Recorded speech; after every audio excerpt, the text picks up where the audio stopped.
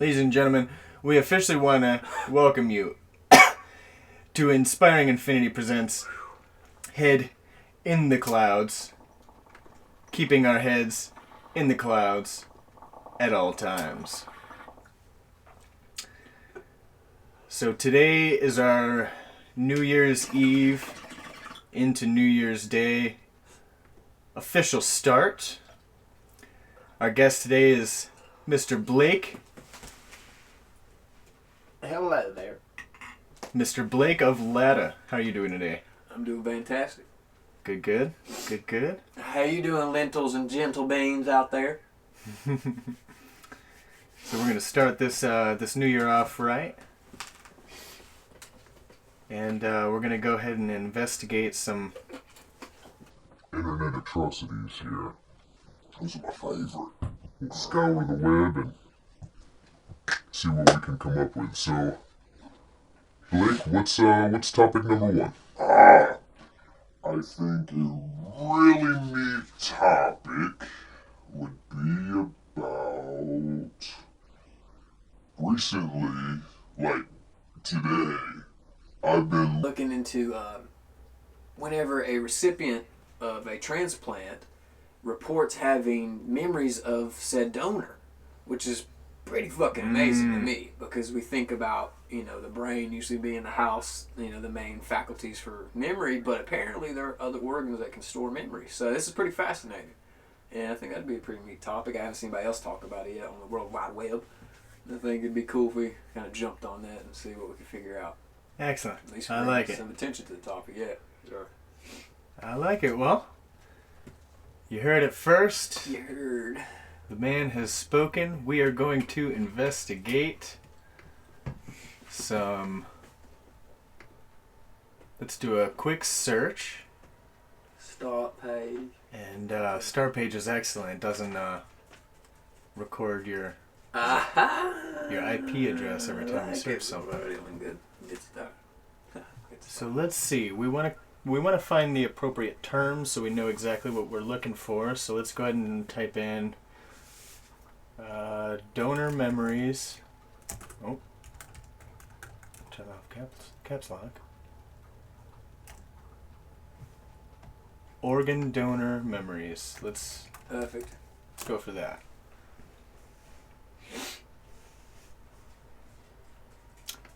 We've got a bunch of ads. Medical Daily. What is this? This looks like a website for an actual school. It's an edu domain. Let's go. Here's another one.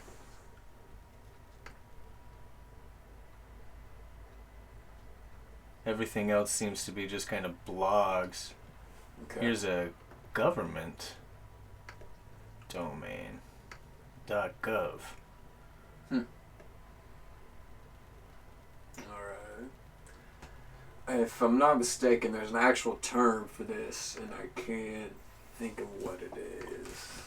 Is the brain the only place that stores our memories? Well, we've got... Basically, this is talking about memories. Started to hum her favorite song out loud. This suggested that the memory of this song was stored in the place where it was processed or originated. Auditory cortex. Stimulating parts of the brain under anesthesia. Okay, well, let's keep going here. A sustained cellular response to a transient stimulus from Harvard Medical School.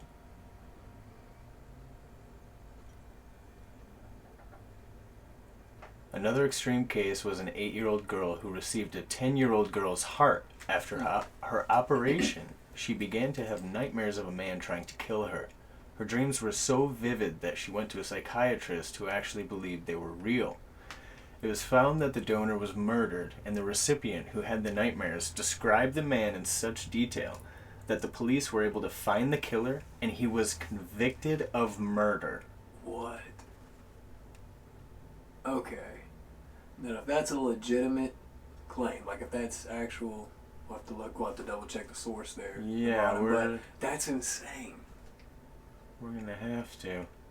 And okay, my next question is, I don't know if we can find the answer to this, is how is that said recipient of the transplant, how is the mind or the body able to interpret those memories? You know what I'm saying? Like, how does that come across? That's fascinating to me. Is how does that happen? How does it transceive it? That probably boggles my mind more than the actual, like, it being stored. Obviously, if that's being stored in an organ, it's not going to go anywhere. But the fact that it can be reanimated, reused, repurposed in that, that's wild. The recipient's mind. That's crazy. Well, for now, we're going to have to scratch this one. We've found one source here, Making Cellular Memories from a Harvard Medical School journal. And it's a PDF. So that sounded like it was their subconscious that was getting into the conscious mind of the recipient. So do the organs hold what we would consider subconscious or unconscious memories? Well, like like when you, it makes you think, is the organs of your own body trying to send you messages at times then? You know what, I would probably say, to go kind of deep for a moment, I think it would be that all memory, all like information in the universe is kind of stored in, let's say, the dark matter or the dark energy, or both. And that's what people refer to as the Akashic records. So in you're the saying spirit there's a realm. record, essentially, of everything. Basically, Now, yes. I have a side question, might be a little bit tangent. We'll get back on top. I've asked this. With it. Would you think that so-called paranormal or ghost encounter like phenomenon would be associated to that? It would be a recording, essentially? Absolutely. Or What I believe that's being utilized for them to make contact? Yes.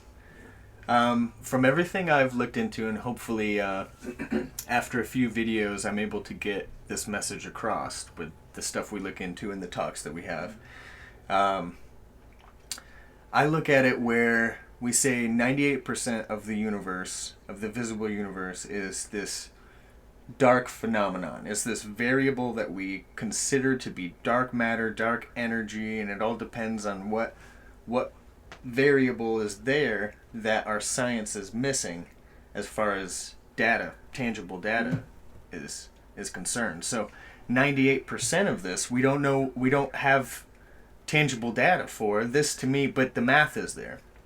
This to me is explaining the ether. I don't think we should have gotten rid of it.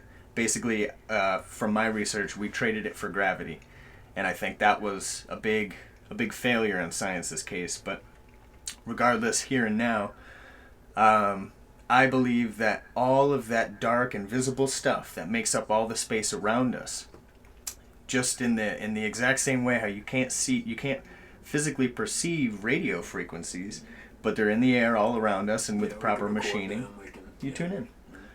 So what I think is happening is all of that is this spiritual realm and higher dimensions of existence that humans are isolated from. And I believe it's because that's what this body is. This body is a place for consciousness to come and only be able to experience so many dimensions of this ultimate reality. The 2% that we're perceiving, or maybe it's really 3% because it's 3 dimensions, and there's 97 more, or whatever it is. In other words, I think the 4th dimension's not time. I think time and space are relative, and that was where the truth comes in with Einstein's theory. And that with every length, width, and depth, you have past, present, and future. It's space and time are one, and then the 4th dimension they're all separated by 3s. So the 4th dimension, everything essentially is stored within already the fabric of basically what we call reality. I would call it like the 4th and the 5th dimensions, or maybe the 6th and the 7th, or whatever it is. All that information is stored somehow in those deeper dimensions. Yeah. So almost like we can access represented to our physical body. Our body's comprised of, if you're a male, usually 67% water. If you're female, about 50%. To 60 or so, depending on it varies, obviously, within the body and shit, different people. But we're comprised of so many different elements: empty space, dark matter. I'd like to understand why we call it dark matter.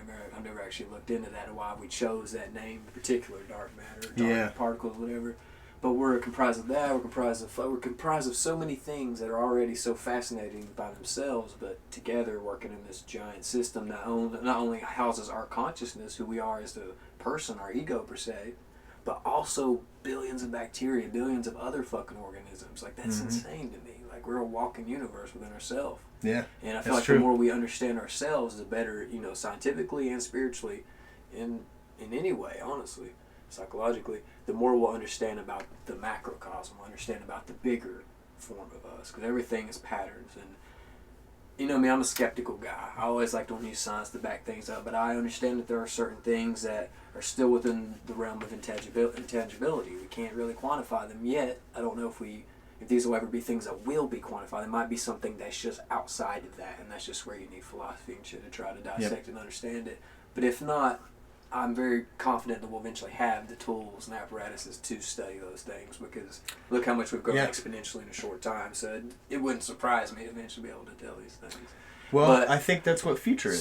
So it would make sense, because I've actually, it hasn't been talked about in the past few years, at least I haven't really seen it be prominent, but there about 2.5, 3 years ago, there was a lot of studies talking about water and how fascinating, you know, we obviously know water's amazing, but it had the capabilities and capacities of holding memory, holding like an actual like, so that's kind of wild. We are comprised a large amount of water, so it's Misaru like Emoto, is that right? his name? Yeah, he did a lot of different Misaru studies conveying like the state, that emotions and stuff. There was a double-blind study on it that was by some Russian scientists and stuff, but theirs turned up no evidence. But the way I would look at that before completely closing out what the original doctor's research was, is that in the double-blind study, we don't really know how invested their emotions were when they were doing this. We don't know how serious, because that could be a factor in it. Yeah. There probably needs to be more studies done, or at least let him do it again, but have scientists be there to like peer review it and like actually make sure this is, you know, like legit stuff. But it's still fascinating. It's still fascinating that it has the capabilities of holding memory. I mean, we are an organism largely composed of that. Our cells are composed of water, so it's like cells could potentially maybe have capacity on. I guess it would depend on what cells and where it's coming from and like organs and stuff, but it's insane that it can hold on to a memory, something that we always, or at least I've always restricted to the brain. It's something that controls and holds memory, houses it. And go figure, what if it's actually not even the brain that's doing it, and it's strictly the what?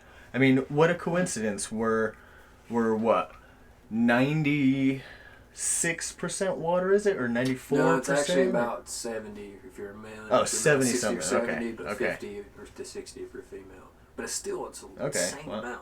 It's almost half, at least, every time, in every instance. Oh yeah. So that's crazy. Well, I was hoping it was 90, kind of, but we used to think it was more than that, but it's actually it's come down, or because we're starting to find new stuff. But still, that's an insane amount. Yeah, even still. Like that's insane. What I was thinking, real quick, to cap this off, that it just so happens that I would say an approximation, because I don't know the exact numbers, and I'm sure it's this, you know, a horribly long exponential number, whatever it may be, but, or infinitely small, you know, whatever. But the 98%, I'll paraphrase it, 98% dark matter, 98% or 97% is junk DNA, of our DNA, is junk DNA. For a long time, there have been many points and people, scientists would recognize, oh, this is junk DNA, until later down the road when we were actually able to identify what it was. So, yeah, there's still a lot of things. Just because we can't quantify them yet, it doesn't mean we won't be able to eventually. Yeah. But also, I would think, at what point does that begin to plateau? At what point do we have a limit as humans to which our technology can only grow to a certain point, unless we, you know, it's fascinating to think about. Well, I think that's what the future is, you know. It's infinite in from how we look at it, because we're perceiving an invariable future that becomes an invariable past. But it's always things come to pass. go from future to present to past every time. Think about it, the future and the past are intimately connected. Neither can exist without each other. Yeah, very true. And now think about, this is one thing I really like to think about sometimes is how can things be, like how can the universe be timeless? You know, we're so dense and we experience time in such a dense, like tangible manner that how do you fathom timelessness truly? Exactly, you know? that's what boggles the human mind and consciousness. It's like we can't perceive that until you are that. Until you are the nothingness that, you know, it's a weird thing. That I totally agree with. And that's where death comes in, I imagine. Yep. So, exactly. but still, it's just weird that the fabric of our reality, a lot of it's tied to memories. A lot of it comes down to memories. Even the growth of evolution of a species or anything, like definitely a sentient, you know, conscious, more evolved, dare I say, like humans. In order to be able to do that, you know, you have to have those higher faculties. It's weird, and the way that you can retain knowledge is through memory, through repetition, through recognizing things. Like, so it's just fascinating. So much of our reality is based around memory, and the memory that's passed on. Yeah. Either through genes, or in this case, you know, recipient of a transplant. Yeah. Pretty wild. Pretty crazy. Yeah. So I love about reality, I love about life. It's so wild. Some people try to get too much in the flu, but it's like reality itself is a trip. Yeah, it is. It's so cool. That's very true.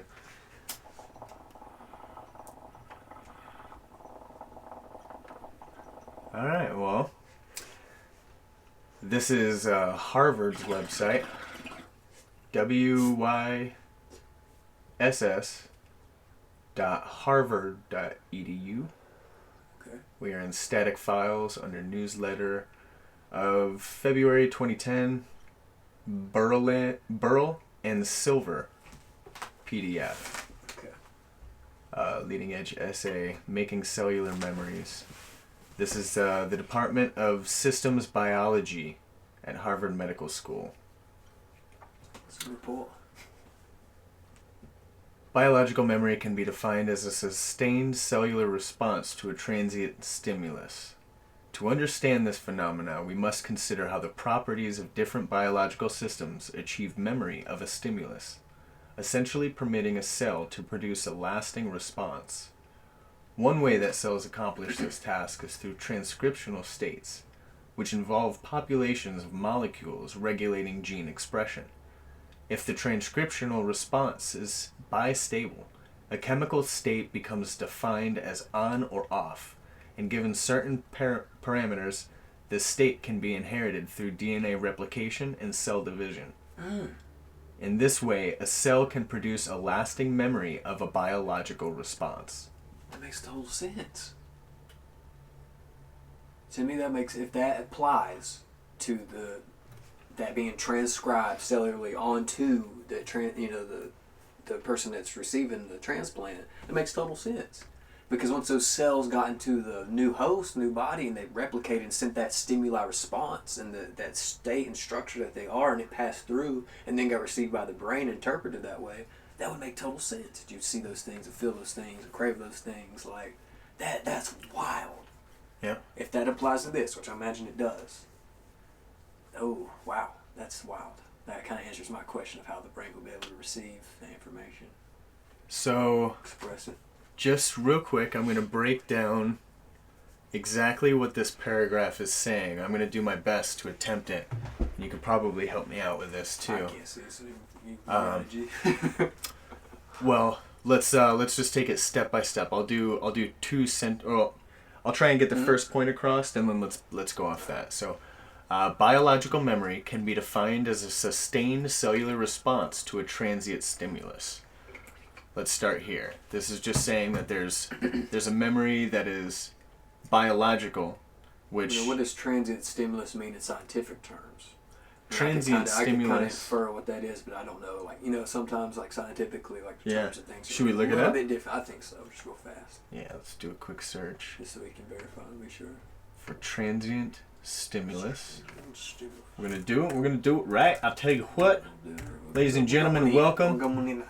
We want to thank you again, real quick. Take the time to let you know if you like what we're doing. We're trying to improve upon it.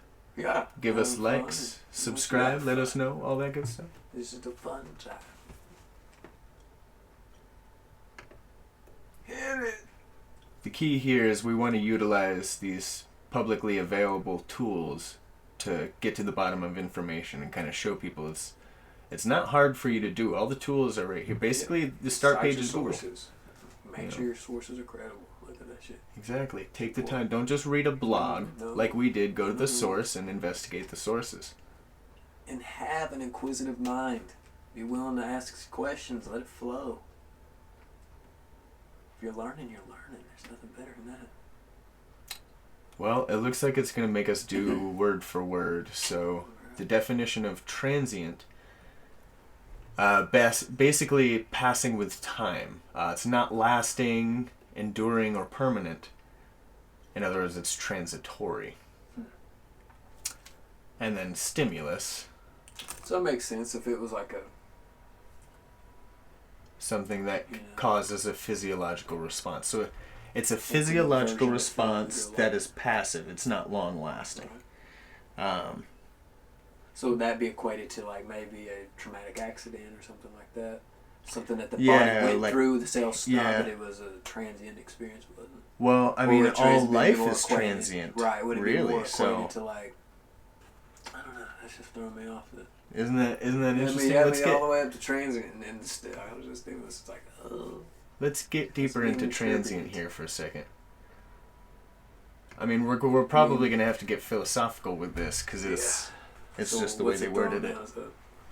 Not lasting, enduring, or permanent. Lasting only a short time, existing briefly, or temporary. Or staying only a short time. Those are the three top ones on dictionary.com. Most cells, they are replicated pretty fast, Suppose that they don't have the longest life, so could be referring to that. I don't know. Isn't that interesting? And isn't it true that after 7 years you have all new cells in your body? I've heard that. Something like that. I'm sure it's probably a little bit of varying in time, depending on lifestyle and stuff. But yeah, probably. This average. I know it is replicated every once in a while. Renewed. Real quick, again, if we're gonna do it, let's do it right.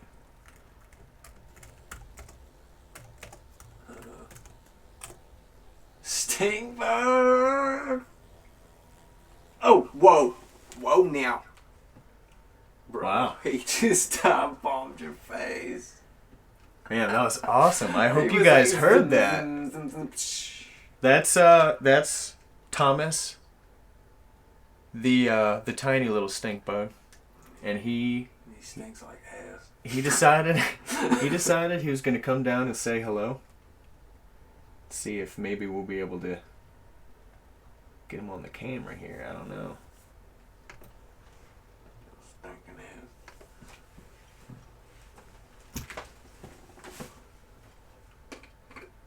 Speaking of dimensions, I think he just popped into like the fourth or something. He disappeared. Yeah, something. I really... He literally just like threw down some ninja smoke. Which just... I'm looking around. I'm not seeing the bastard. I didn't slap him that far. Tiny Thomas Tucker the stink beetle.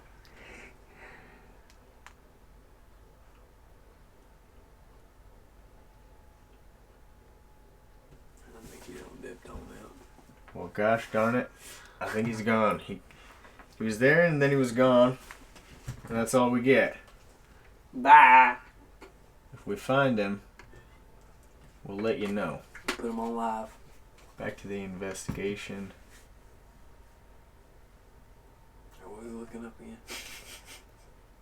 Uh-oh. Uh-oh. This is howstuffworks.com. I don't know about this. Let's see. Your body really places stuff every 7 years. Old adages battled throughout the years. Mm-hmm.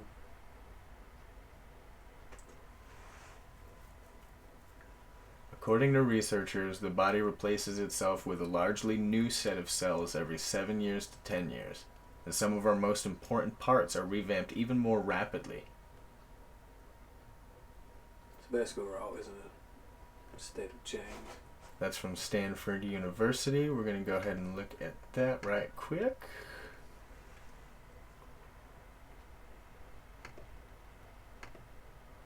Keeping in mind that transient stimulus. The whole point of us going off here to investigate the 7 years, the point I was going to make, if your body is replicating so many years, how long does a memory last in the cells for it to be able, you know? Because for some you can consciously, you know, retract all the way back from a certain very young age, you know, say we're about 20, you know, or late 20s, so we can think back to that time when we were 5 years old. Double down already ourselves since then, you know. Almost tripled if it is every 7. So yeah. I mean, I don't know. Still a lot of unanswered questions about that. Hopefully it's a field that'll start getting more light shade on it. So I think it's fascinating. Yeah, this is definitely getting pretty interesting. I'm not really seeing what I'm wanting to see here. This just brought us right over to the stem cell area of Stanford.edu. Med.stanford.edu, excuse me. So, what else you got here? Northrop. DrOz.com. What he got?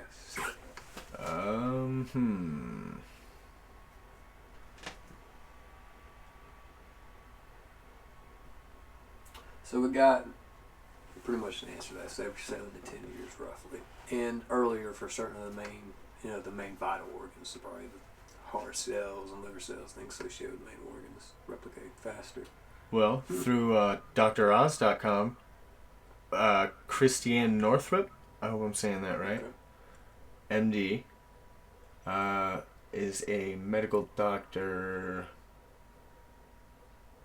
She investigates the connection between your thoughts, your beliefs, and your physical health. Says it's more likely to influence your health than anything else. That's because your consciousness creates your cells. We get in here. Did you know that your cells replace themselves daily? In fact, you create a whole new body every 7 years. So that's falling through with the general consensus. Yeah. Call from Stevie. That's cool, right? Let's see here. I'm not gonna be that guy on the podcast. It's just fun. Yeah, dude, what's up? I'm on the camera show, bro. Leave me alone. We're having some fun right now. I'll get back at you. Okay, bro. Bye. I'm on the camera. Bye. Well, the Stanford, I would have to go into here. Maybe let's see real quick if I could just do a quick little search. Apparently, there is a integral connection between consciousness and the creation of cells. It makes sense. The more positive you are, the easier it is to, at least the faster you kind of heal from things. I've noticed, like sicknesses and anything really. You know, when I had surgery on my knee, my positive attitude helped push me, you know, to go through hard PT and just say positive about it. And I feel like that definitely didn't hurt the process. But if you're negative, I can see how it can definitely hamper the healing process. I mean, negativity hampers healing in general in any form, physical, psychological, spiritual. Like, that just don't mix. Yeah, that's true. Yeah.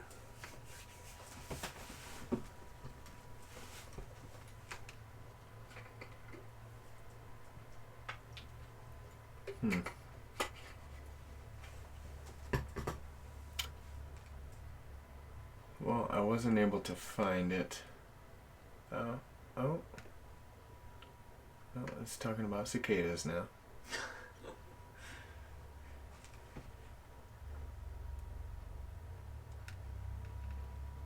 Yeah, I don't know.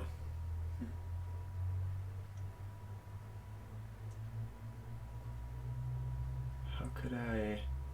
Is there a better way to word that? New cells, 7 years. I just searched that in their database.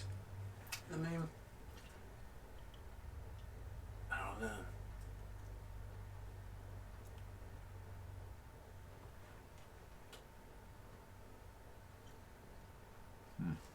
Maybe regenerate instead of renew. I don't. That'd probably pull up a lot of stuff.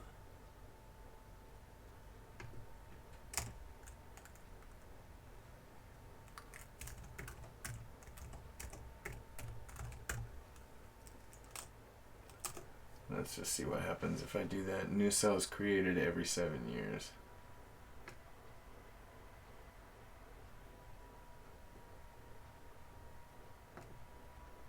Still coming up with the same kind of stuff. Let's just take a quick little look. Hacking the biological clock. Co-opting the body's timekeepers might improve health. Ancient Egyptians used water clocks to measure the passage of time. Mechanical clocks started ticking away in the 14th century Europe and pocket watches in the 17th century. Timex was founded in 1854 and Rolex in 1905. Today you might use a smartphone to follow your schedule. But before all these timers, there were living cells, themselves impeccable timekeepers. Cells in the human body follow cycles that repeat everywhere from once a second in the case of a heartbeat to once a month for the female reproductive system. Female reproductive cycle. Living organisms have biological cycles that span all sorts of other time frames.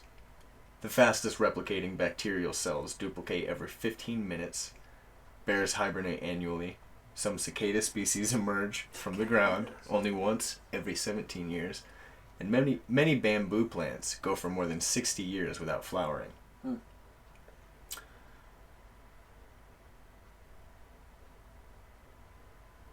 All these cycles are driven by clocks, says James Farrell, MD, PhD, a Stanford professor of chemical and systems biology and of biochemistry. There's almost nothing in common between each clock when it comes to the exact genes and proteins involved, but at a fundamental level, each type of circuit is the same. It makes sense, though. There has to be something within the cells of all those examples, those creatures, and within our own body that knows when a certain time has arrived. Even the transition of, adolescence to adulthood to, ending your life. Huh. It's fascinating. Yeah.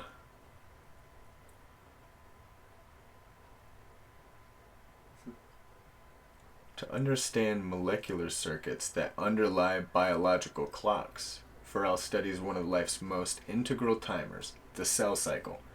All living cells on Earth, from bacteria to stem cells. Lost it for a second, sorry. From bacteria to stem cells, go through a similar cell cycle, which includes getting larger, copying genetic material, divvying it up, and forming 2 new cells.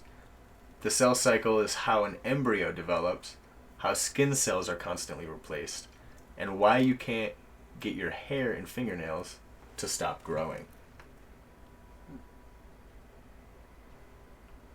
Human cells go through a cell cycle every 24 hours on average, but many organisms have faster cell cycles. Yeast cells divide every few hours. Frog embryos cycle every 25 minutes, and bacteria multiply even faster. Recently, researchers started hypnotizing.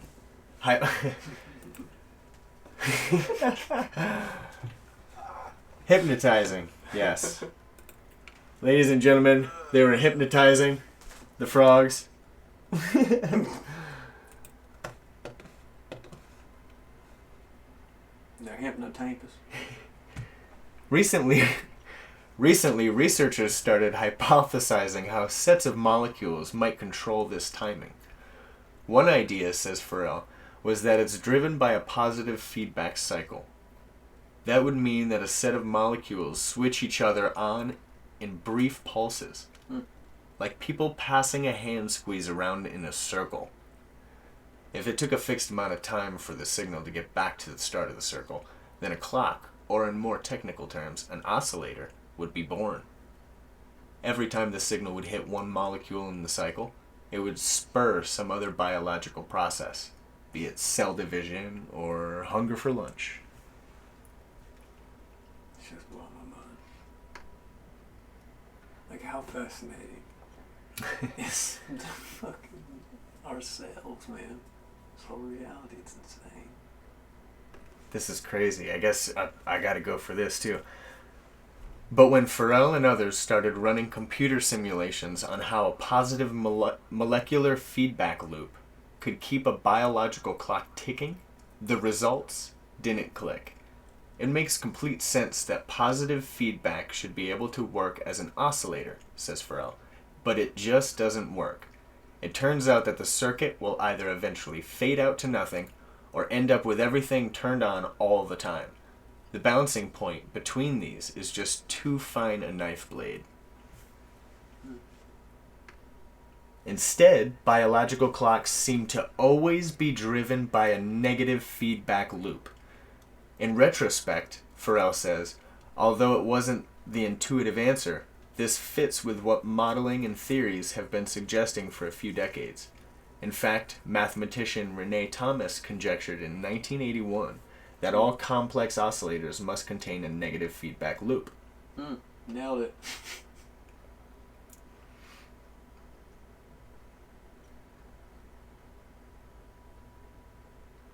This is amazing.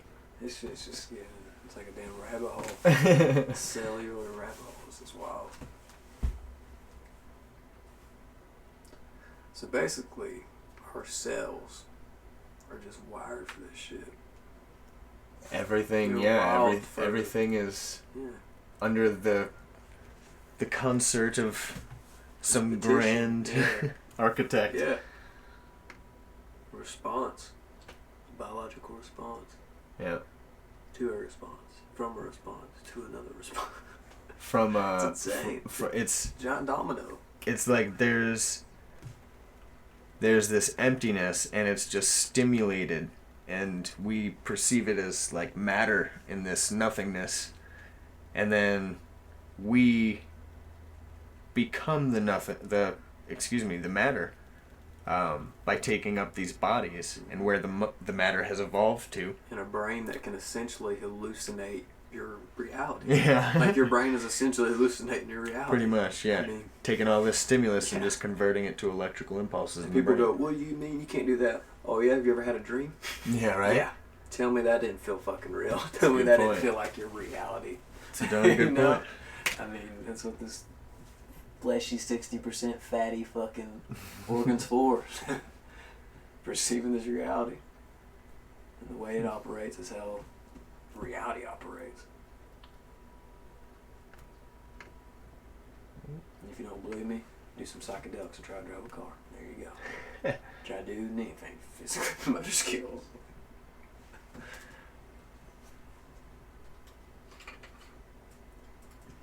Oh man. Alright, we gotta do this one real quick.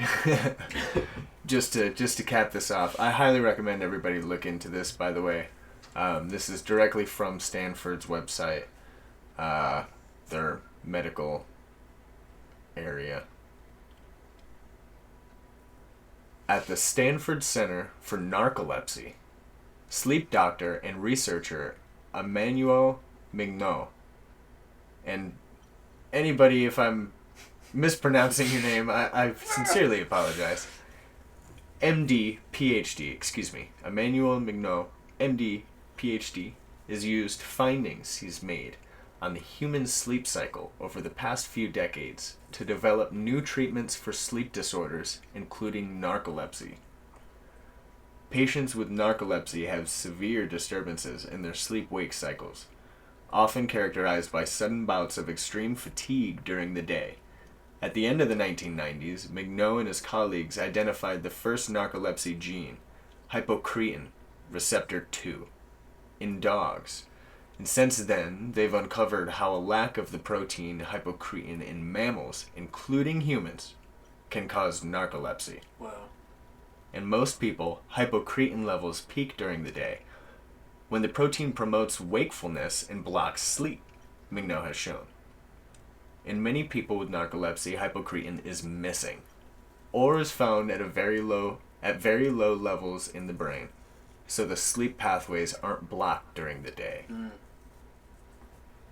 That's wild. So that's what triggers that episode of wow. Huh. The hypocretin system is like an orchestra director, McNo says. It's controlling the music, sleep and wake, but not making it. Wow. It's like a distributor cap or something, something that's like relays the connection. That's wild.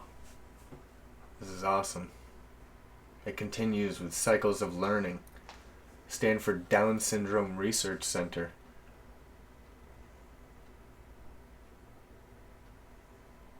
Wow. It's interesting stuff. Improving memory. Resetting the body's clock. Studying circadian rhythms. Folks, you're definitely going to want to come here and learn about this. Any of these organ recipients had any disturbances in their circadian rhythm that you couldn't correlate to, like, the stress of having a surgery and, maybe being on medications, pain medication. All that aside, if that was, say this is after the case, after a long time, and it didn't have any traumatic effect on them psychologically, which I don't know, I certainly would, but, or maybe just the whole episode may have, but if they had any disturbances in their circadian rhythm that would have matched the donor. If these other weird things have happened where people crave certain things or it changes their personality or having memories or dreams about certain things, and I imagine, I don't know, it's weird. Fascinating stuff. Thomas Tucker, you tiny beetle dude, he's in a web. It's over. He's done. Bro, he's dead. He's in the Pink Floyd. Oh, you saved. Here he is. The dumbass gonna go right back up in it again. Because they never learned it.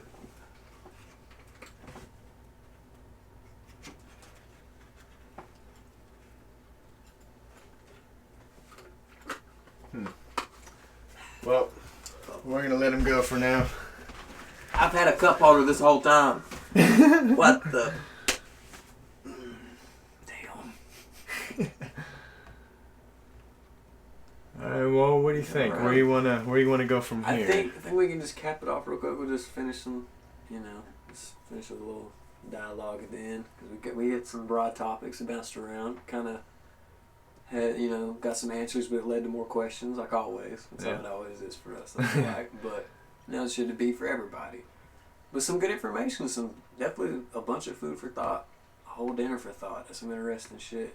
I'll be honest. Yeah. It's almost like our cells, I'm sure it's arguable, are designed for the repetition of memory. They're designed with that shit. And basically, maybe that's what causes that response once they're in the new host or in that recipient of said organs. Yeah. The brain perceives it because it knows what those cells have felt. It knows what it would feel like if it was in that situation. So it replicates those, or it seeps through the subconscious into eventually the conscious mind. I definitely think the subconscious and the unconscious mind have a lot to do with it. Right, and a lot to do with the body. Yeah, and how it's interpreting the data.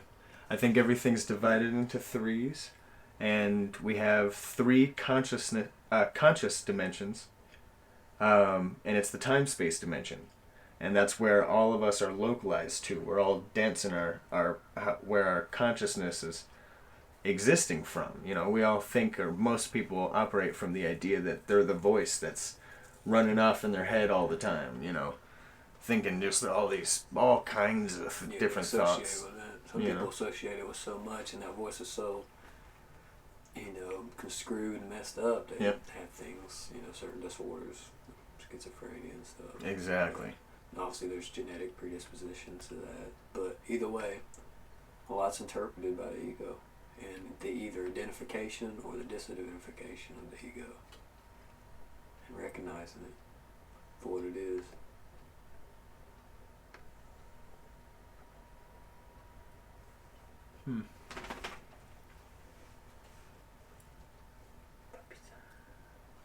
Okay, well, this is a another blog, I guess, from the University of Melbourne, Australia, I would guess. October 15th, 2016. Alright, well, let's finish it off, bring it full circle here with, well, one more second. This is the Harvard... Oh, that's where we started. Yeah. Okay. Well, let's be quick here. In 2006, a 63-year-old man with a very limited artistic ability underwent a heart transplant. Following the operation, the man was amazed to find that his artistic ability had dramatically increased. Nurses at the hospital were also astonished with his new talent. It was only after the man found out who the organ donor was that his remarkable ability began to make sense. The organ donor was a keen artist. Is it possible that the skills of the donor were passed on to the recipient through the heart? It doesn't seem possible. How can this sort of information be stored outside of the brain? Cellular memory theory could explain it. It is the idea that memories and personality traits can be stored in any individual's cells or in other organs, not just in the brain. The case of the 63-year-old man was not the only one of its kind, and supporters of his theory draw on anecdotal evidence, such as that of Claire Sylvia, who wrote a book about her experiences, and some published research. One study followed 10 organ transplant recipients and found that there were 2 to 5 parallels with the donor's history per transplant recipient. Wow. These parallels included changes in food, music, art, sexual, recreational, and career preferences. That's crazy. That's Those are all very significant. You know? pretty significant, yeah. A second study that interviewed 47 transplant recipients found that 6% of patients felt that their personalities had changed because of their new organ. And I'm sure that's even a little bit of bias, you know. That sounds like something more like you're just asked, oh, hey, do you think that your personality changed? Yeah, you know what, actually, you know, I could see that being a little bit off, but even still. Also, verifying that the surgery and whole experience didn't have some kind of traumatic effect on them, but it didn't sound like it did. It's not really beans. Yeah. Well, it actually goes on right to where we're going on to. Right. If you're not convinced by these studies, you're not alone. Skeptics have highlighted the fact that both studies were very small, and especially in the case of the first study, the participants, wow, participants. Yes, participants. Sit down, participants. Please, participants. That's great. The participants were chosen to prove the researchers' bias. Okay. Well, 1,242 organ transplants were performed in Australia in 2015 alone, so the small number of reported cases of personality changes due to organ transplants in history worldwide raises doubts about the validity of cellular memory. But, again... But even if it's not said cellular memory, there could be something else going on here. Yeah. That's just, like I said, it's just a theory. It's just something, it's just a placeholder until maybe we have more information about exactly what's going on. Because obviously, even though right now it's only anecdotal because you can't prove any other way. We don't have the apparatuses or devices to really understand that yet. Mm-hmm. But if we do and study it some more, later down the road, we'll probably be able to find out what's actually happening. But for now, there has to be a theory placeholder. There has to be something that's like, maybe they just need to do more studies. Unfortunately, to do more studies, more people have to get transplants, but that happens every day. It happens all the time. So maybe it'd be nice if they use some information from the U.S., some other places that have a larger population. Yeah. Yeah, definitely. And a different population, different medical, So I don't know. Fascinating. It's cool.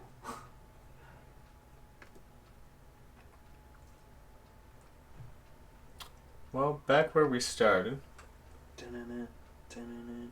I guess we can I mean, basically it can be summed up here as an ever-moving truth to be fully discovered, ever evolving from our understanding of it. Yeah, this sounds like a very, there's been books and stuff done on it, but it's still almost, not paranormal, but it's almost in that realm. It's like, nurses and doctors that have seen people die and go to the other side, and they believe that there's another side, but they don't have any way of, truly proving that. There's just some things I don't know if we'll can ever prove with empirical evidence. It's just something we have to have faith on. It doesn't mean it's not true. Just can't make it scientifically true. Yeah. And where we discern and where we depart from that is really important as a human, species. Be spiritually sound for those things that we can't answer. Yeah, definitely. I think this is pretty complete here. Yeah. And I'd have to say, this was a great topic. At the end of the day, go out there and make some memories. Go out there and have fun. Go out there and do what you want to do. Live life. Keep your head in the clouds. And just be free, man. You ain't hurting anybody, do you? Absolutely. Unless it's fighting, then, that's what you want to do. Agreement. But, yeah. Just do what you do. Sounds good to me. Do well. Well, ladies and gentlemen, thanks for tuning in to episode 1 of Head in the Clouds. Look out for more presentations from Inspiring Infinity in the group. Thank you, Blake, for coming on today. We appreciate it. Yeah, it's fun. Always a good time. And there'll be on many more to come, I'm sure, so keep your eyes out. Alright, everybody. Thanks, bud. Peace. Later.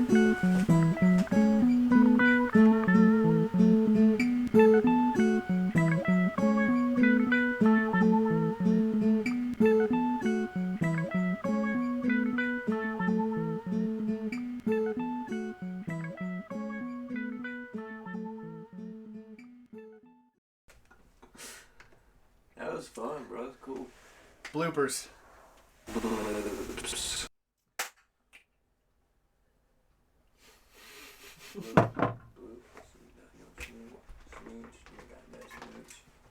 Poochie!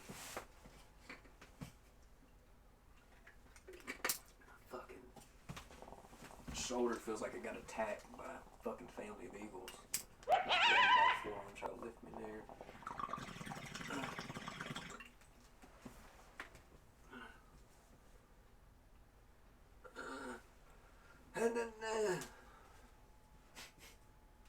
Waff it.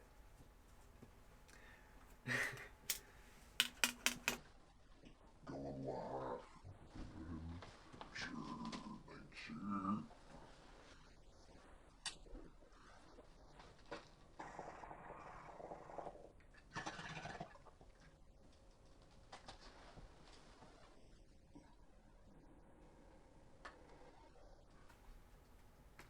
thank you. Can't believe that dude got knocked out. we must just say through totally what? That was perfect. We both ended at the same time. We both looked at it like, what? Loved it.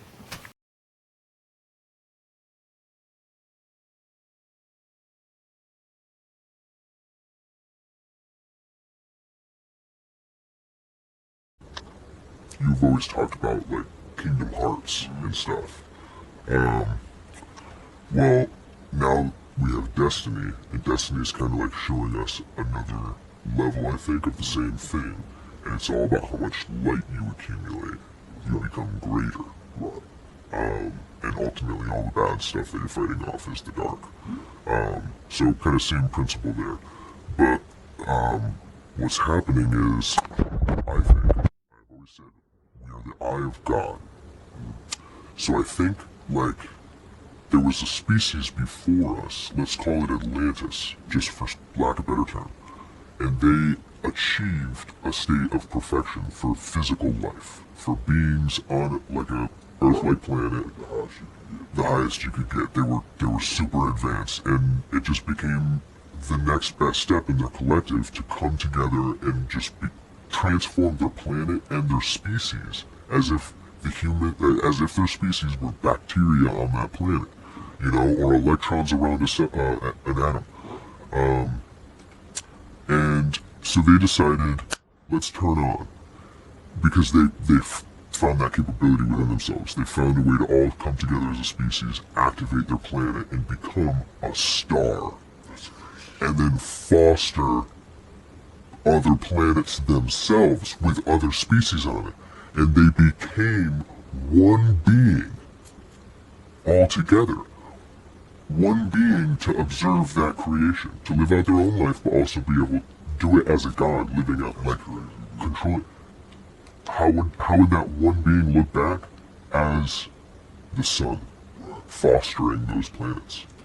So the sun is just our deity looking back at us, which is just a past, like our greatest ancestor that achieved mastery status. All of us are on a test striving towards it again. That makes me think about Final Fantasy X. Because you think about Sin, who Sin is, the god that you're familiar with. Yes. Sin is your father. Yes. The dude that died. Yes, that's right. Sin has to become Sin. That's right. And it's cursed to him until the time comes again. Yep. His father was Sin as a kid. See? And literally that's like the same message with all the ancient scriptures. The sun, what were we just talking about with Jesus, Horus, what's the other H? Hercules, you know, Ra and Zeus, Hercules, you know, the Great Spirit and God, Jesus. Celestial bodies too, you know, it's just crazy when you think about like our terminology, it's like the thought that's Craziness.